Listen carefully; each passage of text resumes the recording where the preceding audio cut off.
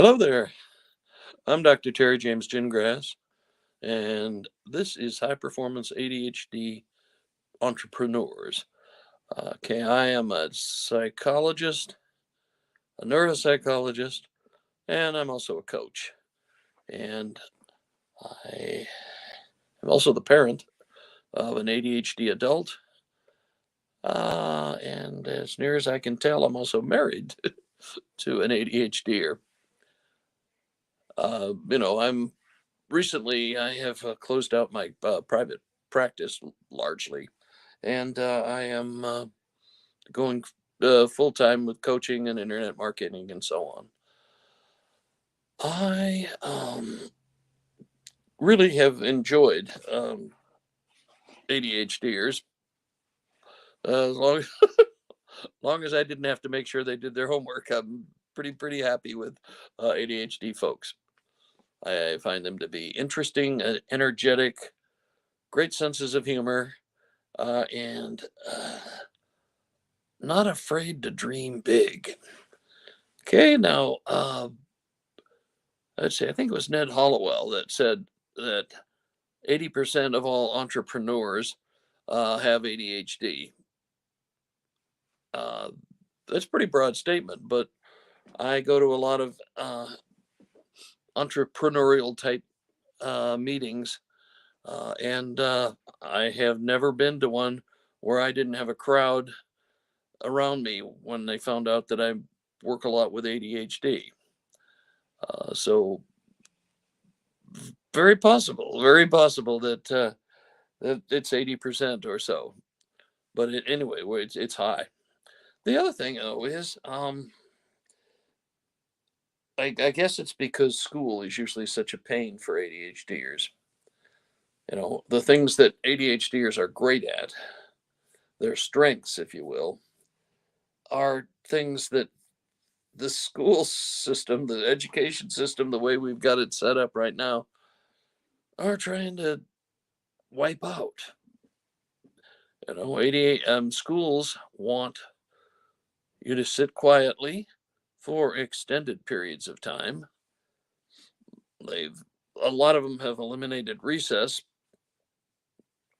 so you got no chance to exercise and yell and scream and run around and uh, build up some dopamine in your brain. It's just not part of the school makeup, and they want you to follow orders. They want you to do what you're told when you're told to do it, and turn in the work when you're told to turn in the work. We know very well that that's not exactly a strong suit for a lot of ADHDers, most, shall we say. So I'm always, looking for, because I know they're going to have troubles in school. Okay, it's just the system is not set up. There's no flexibility for anybody in the school system, and well, a lot of people never recover from their experiences in school, especially if they're ADHDers, because they go into school and pretty early on they get the idea that something isn't right, something isn't working quite the way they'd like it to. In addition to that, though, they can also tell that intellectually they're competitive, that they're as smart as these other people, and they're not gonna be able to perform as well. I mean,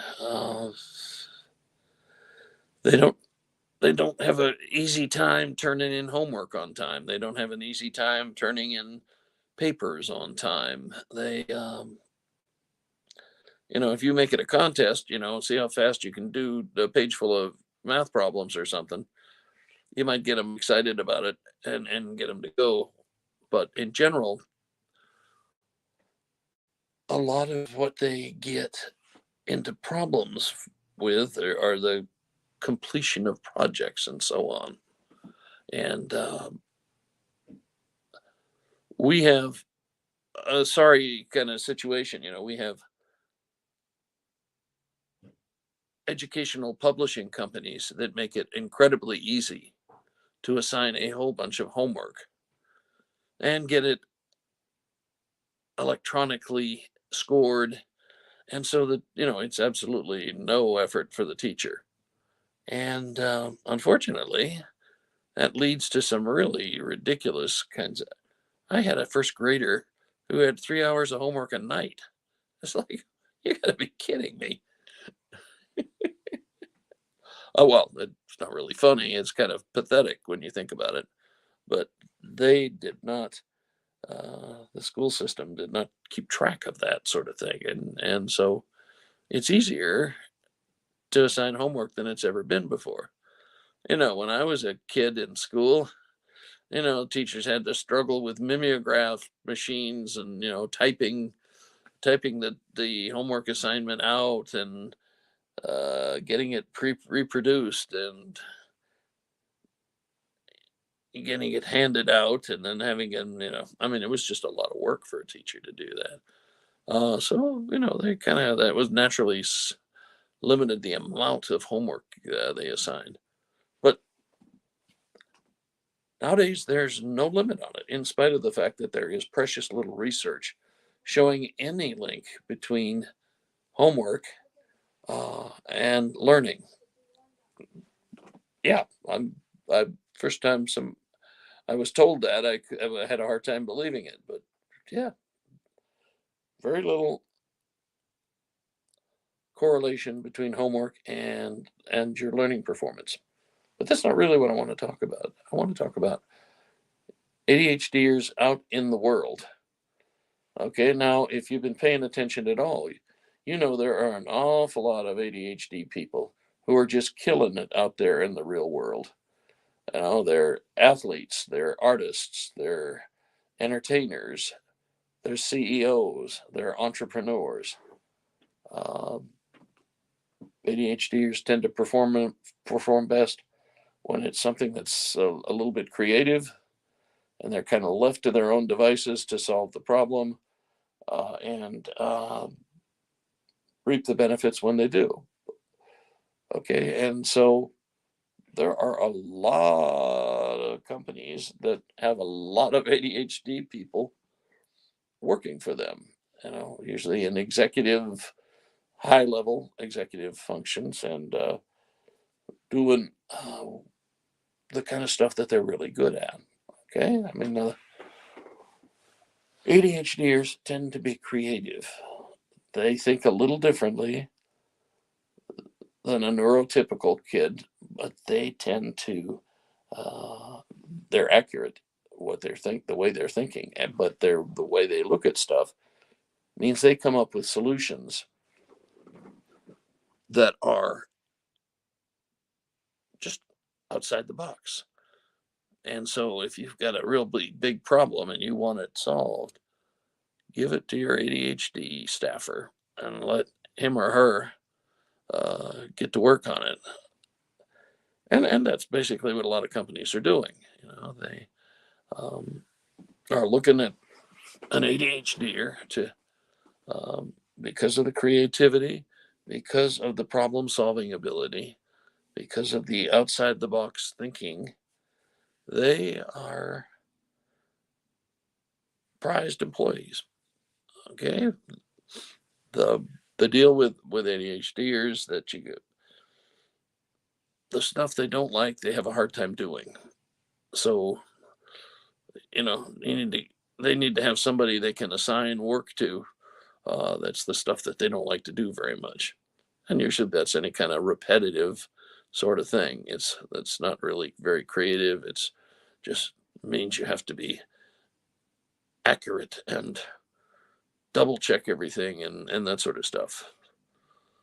And that indeed that's with entrepreneurs. A lot of times, what you see is that they need somebody with a really different turn of mind, a little bit compulsive, or maybe a whole lot compulsive, and very organized to the extreme. Those two working together um, can make a lot of good stuff happen. Um, the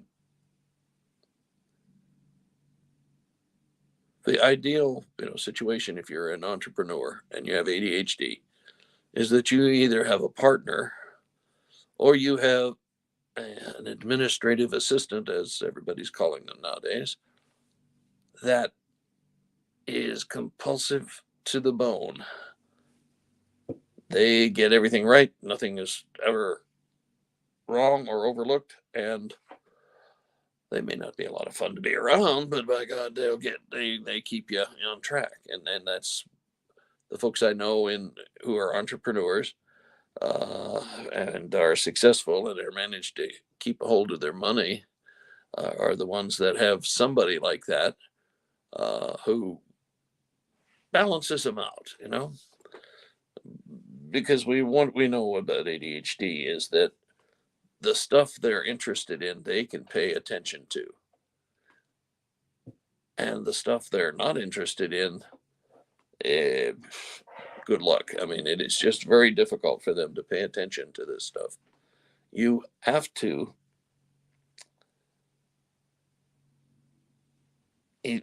develop some kind of compensatory strategies for folks um, who have ADHD and are being asked to do a lot of what do I want to say? A lot of things that they're not very interested in.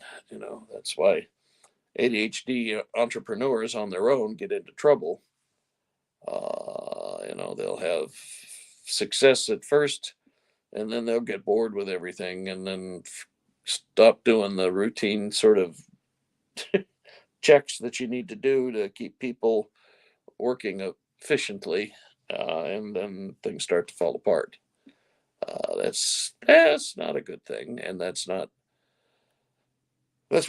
of the reasons they really need to find that partner or administrative assistant or virtual assistant, whatever, and just to kind of keep them in check and make up for the kind of issues that they have problems with. So if you're ADHD and you have a nice compulsive, say, administrative assistant, then you probably won't get into too much trouble. Like I had a couple of friends I know, actually, they were both people I took courses from, so, and they were, by God, entrepreneurs. But one of them had ADHD. Sometimes he would come back from lunch and he'd be literally bouncing off the ceiling. He's just, I don't know what he did at lunch, but woo. And his partner was a retired fighter pilot and very precise, very organized, very let's do this and do this. And their problem solving technique was, the ADHDer came up with all these ideas. Some of them were a little bit off the wall. And our fighter pilot person, I said, wait a minute, we need to think about that one a little bit more. They're not. It was a beautiful partnership, and it lasted for, God, I don't know, about 15 years or so. And they did very well, and it was a good balance, and you could see how it worked out. Um, but your non ADHD partner has got to be somebody who's got really pretty good negotiating and is political, shall we say. It can read people and doesn't say, "Are you out of your damn mind?" No, they don't do that. They just, whoa, wait a minute, let's think this through. They stay calm and they stay, because after the initial enthusiasm wears off, your ADHDer can say, "Oh yeah, maybe that's not such a good idea." But if you challenge them, they will fight to the death to hold on to that idea. So um, you've got to watch that. If you're an ADHD or listening to this, you got to watch that in yourself. Okay. Um, Great ideas, don't necessarily mean they'll be super successful. You know, maybe a cool way of doing things, but doesn't necessarily guarantee you that it's going to be a money maker. And it may not, be the right time or situation for that particular great idea. And that's always that's a tricky one. And you need to have people around you that help you with these kinds of decisions. And the other thing we need to look at, basically, I'm saying, ADHDers tend to be creative, problem solvers who do their best under crisis kind of situations, and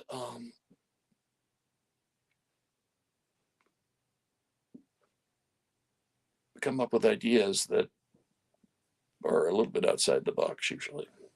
Okay, that's their strength area. There's and they everybody, you probably have read about hyper focus. Well, it seems that most ADHDers do have this hyper focus thing, and that means basically they get into something and they start doing something, and they just stay with it till they get done, and maybe 8 or 9 hours later. And when they're in that mode, they're not paying attention to anybody else. They don't hear you. They don't see you. They're just super focused. And it's cool if the area in which you hyper focus is something that is useful for your working environment, for what you're trying to accomplish. But sometimes it's not. And sometimes it's just a fill in time kind of thing. 27 hours of video games is probably not going to help uh, your business very much, unless of course you're in the video game business. Then it may be quite helpful. So ADHDers need to have developed over the years compensatory strategies, and they haven't all done that. Okay. I mean, when my private practice was going full bore, I used to see a lot of 30-year-old, say, late 20s, early 30s, who had always been aware that something wasn't quite right, that they had so much trouble in school and that sort of thing. And so that was a real decrement to them. And then a lot of times, especially back in the day, they weren't diagnosed, they weren't treated, they were treated like bad boys and bad girls. They were punished a lot. There's I read a study that suggested that ADHDers get around 70 critical comments every day. And if that doesn't make you a little bit depressed and upset, well, nothing much will then, apparently.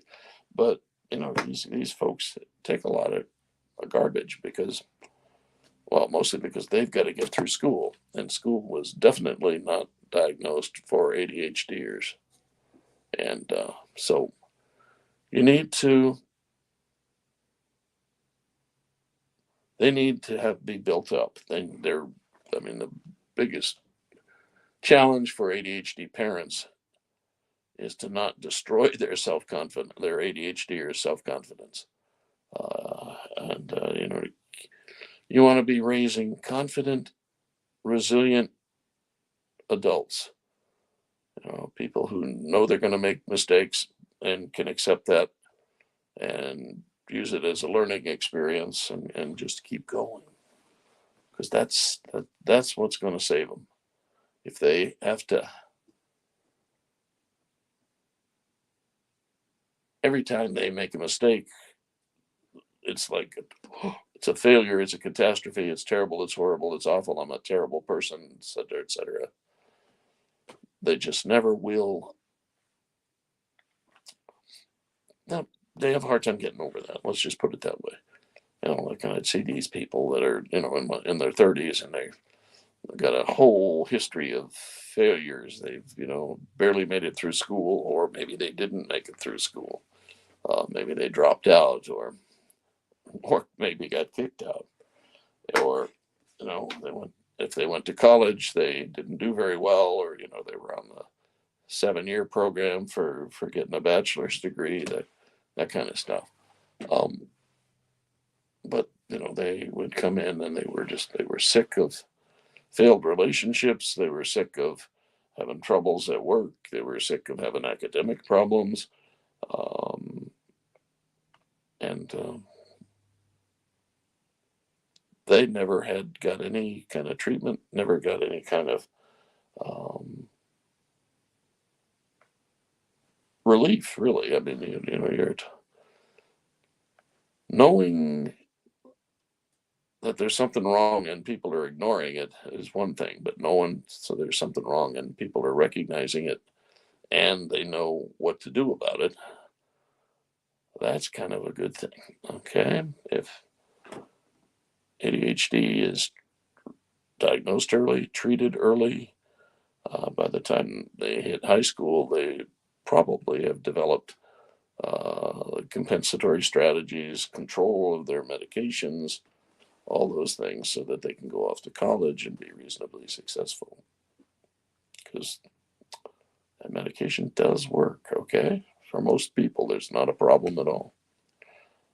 Okay, well, I've sort of rambled here a little bit, but we'll be a little more focused in the future. But I plan on doing one of these probably at least weekly, if not a little more regularly, depending if there's something hot going on that I think we need to talk about. But like I say, I've been working with the ADHD for at least 40 years, come to think of it, and living with it pretty much about 50 years or so. So, then, like I say, I enjoy ADHDers mostly, and I like the energy, I like the enthusiasm, I like the sense of humor, and by and large, they're very polite people. Unless you get them angry, then Katie barred the door. Okay, I'm Dr. Terry James Gingrass. This is High Performance ADHD Entrepreneurs. And my website is terrygingrassphd.com. And there's a place over there where you can sign in and get on my list. And we are just actually starting over with all that stuff. So we'll have some kind of goodies periodically, and for free. And like I said, I coach, and we'll talk a little bit about that too later on. Okay, well, good talking with you, and we will catch you next week.